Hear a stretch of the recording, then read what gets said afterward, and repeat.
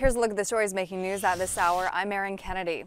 2 children and a woman were critically injured in a crash in the Bronzeville neighborhood. CBS 2's Mike Puccinelli has that story.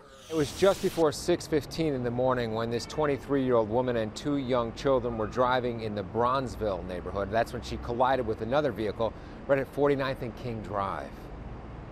Need to go to 49 and King. We have an accident with injuries. 95 are being route. One ticket says a 2-year-old is under the car and she's not breathing.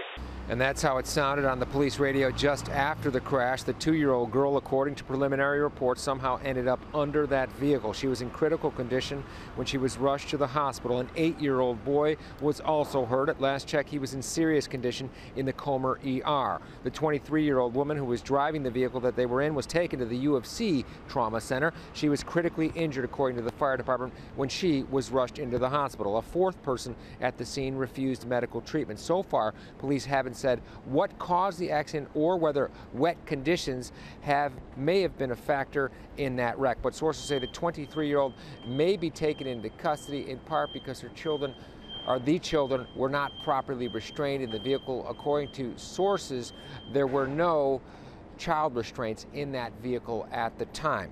She also may have some outstanding warrants, according to sources. At this point, it's not clear if those were her children or just some children that she was transporting at the time. And now here's meteorologist Megan Glaros with your forecast. Hi there, everybody. I'm meteorologist Megan Glaros. Still have rain out there. It's kind of almost a fine mist now.